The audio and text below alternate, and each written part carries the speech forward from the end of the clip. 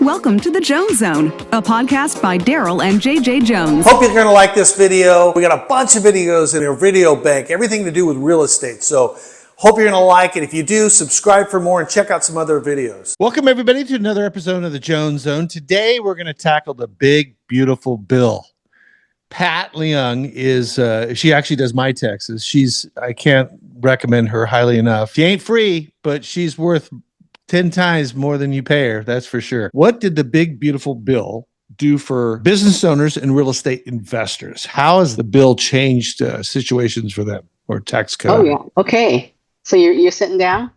Yes. So this is where OBA is shaking up the tax code. Small business owners, real estate investors, they're going to be benefiting in big ways. Let's start with the one thing that virtually all real estate investors were waiting for, which is the bonus depreciation, 100%. What does that mean? And that also applies to business owners. So let's say I have a business and I want to buy a piece of equipment, $100,000 equipment to make widgets. Under the old law, where I can write off a good chunk of that purchase, it started going down. So from 100 down to 80, 60, and so forth. Now with this bonus depreciation restored, I can write off 100% of that purchase. Here's the big caveat. We're into the business side. Interestingly, remember on the individual side, the homeowner side, we talk about all these beautiful benefits, but it comes with this dangling carrot of this income limitation. That's gone. There is the income limitation is not so applicable on the business side. Here's the big kicker for the bonus depreciation. Timing is everything. The purchase must be done January 20th or after. Of 2026 or 2025 this year. Let's say I have a manufacturing company and I needed to buy an equipment. I can buy it now. It's way after January 20th, 2025. Now I can write off 100% of that purchase of $100,000. If I had prematurely done that January 10th, I won't qualify. The big cutoff date is January 20th. You know why? Why? Inauguration day. Oh, all right. Well, there you go. So anyone who bought, or even worse, enter into contract to buy before January 20th is subject to the old law on bonus depreciation, which is only 40%.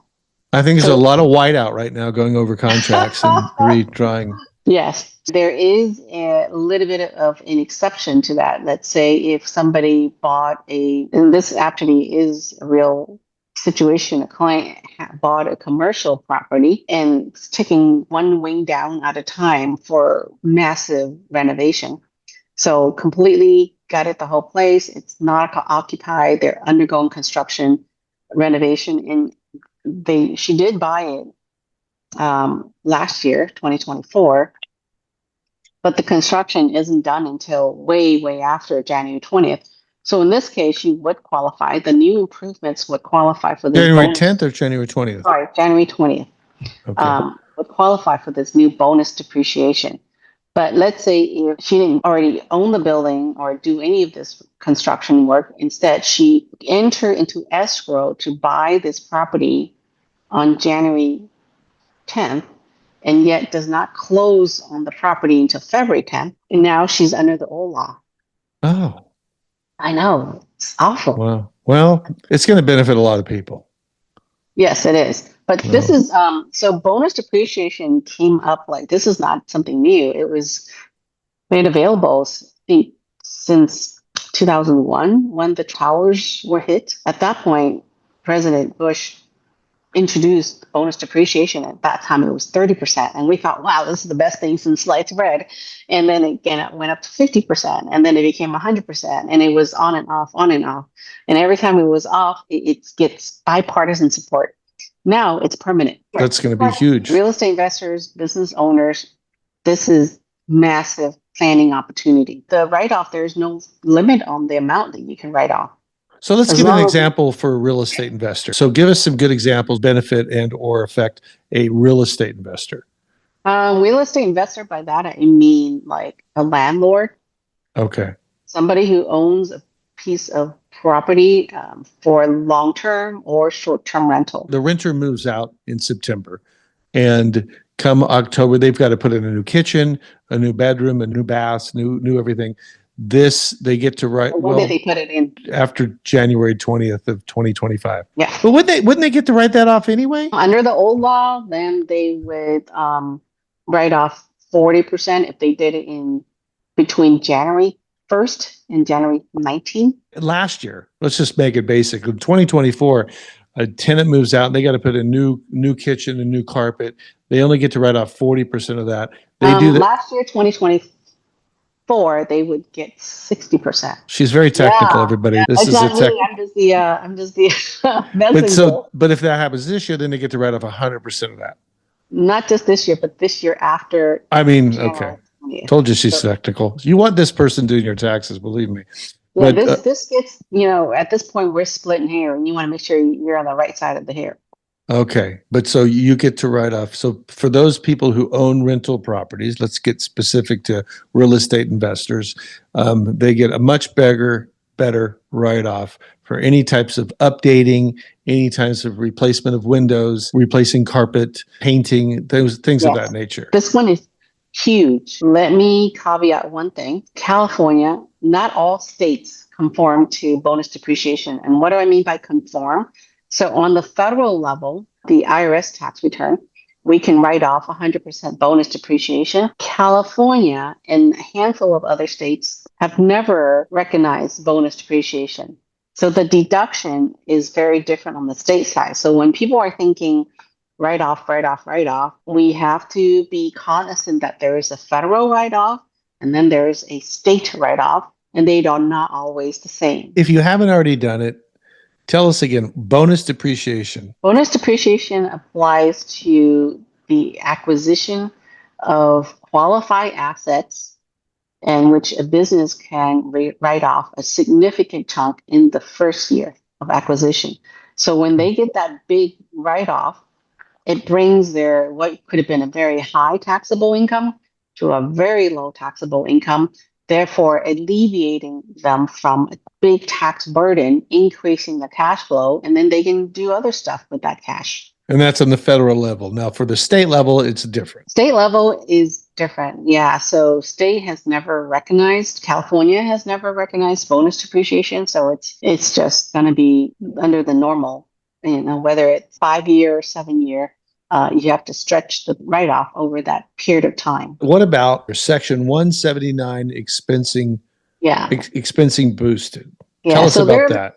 So these are like brothers and sisters in the whole business write-off category. Very, very similar concept. 179 now has gotten a boost to $2 million, meaning a business can write off, buy stuff for their business and write off up to 2 million. But it doesn't on the residential investors. So residential property investors, 179 does not apply.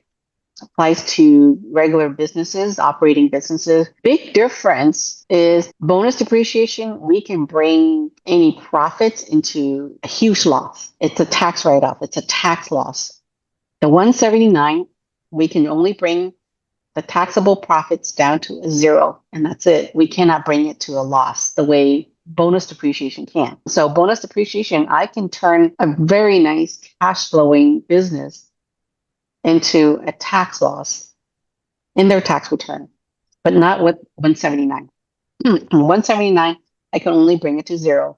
And then any unused deduction would then carry over to next year. Oh, that's something. Not bad. We would look at these two and compare, or we can deploy the both and maximize it, allow the clients to benefit best of both worlds. The QBI deduction. Yes. QBI, what does that acronym stand for, QBI, for starters?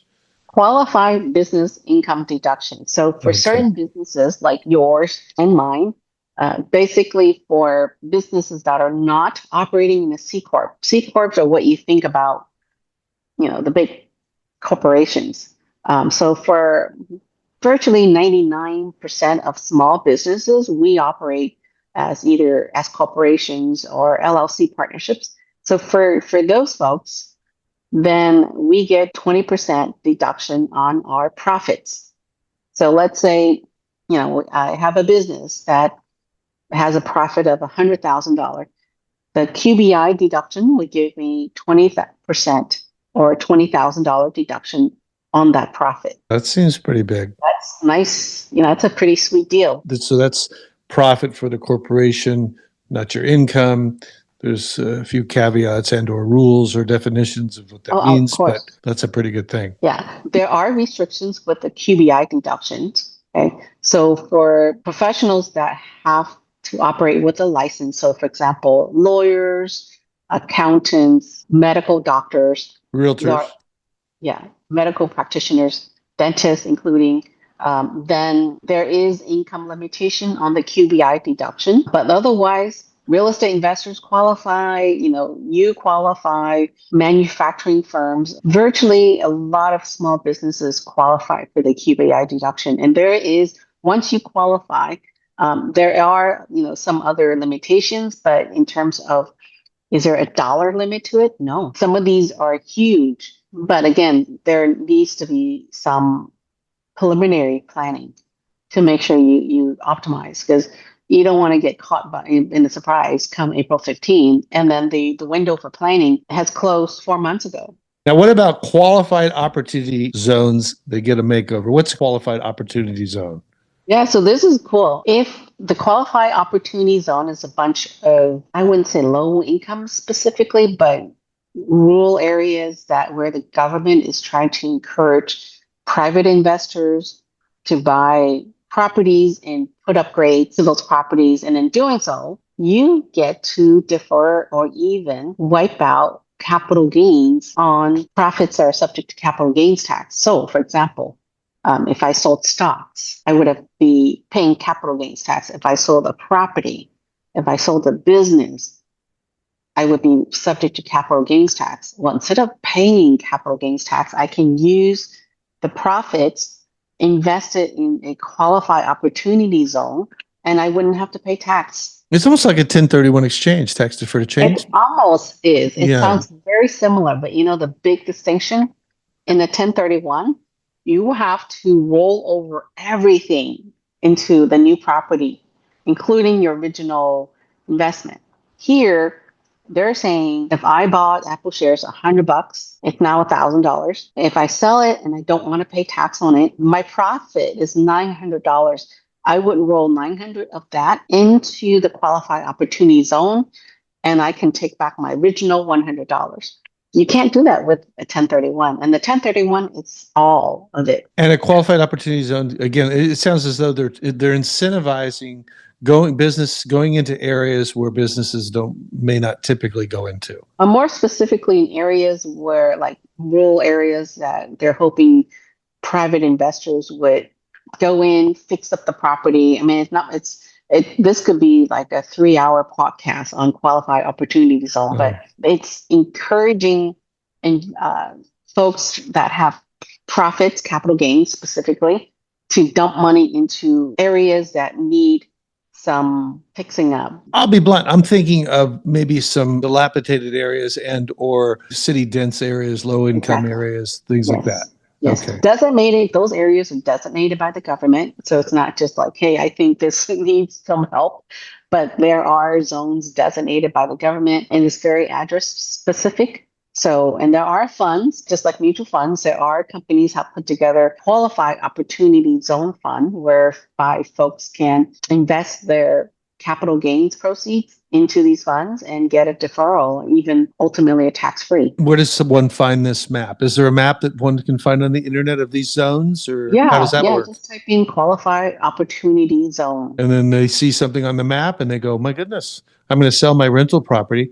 Instead of taking that $900,000 gain, I'm going to invest that $900,000 into these zones, and then voila. In very general scope, yes. Okay. But caveat with a bunch of, again, these rules that the folks needs to comply with. I have clients that are sold with huge profits. They don't want to do a 1031, but this is viable because then now they get to keep the original investment, but they only invest and defer the profits. I want to also quickly highlight There's also the clean energy incentive that's being rolled back. So similar to the individual side, where like electric vehicle credits, home energy efficient credits, on the business side, similarly, these things are getting rolled back and they will expire very, very soon. Pat, now what about tax professionals' perspective? What should listeners, especially families and small businesses, be doing now to plan ahead? Great question. You can see the common theme for the individual tax break is income limitation. To benefit from these, you better make sure that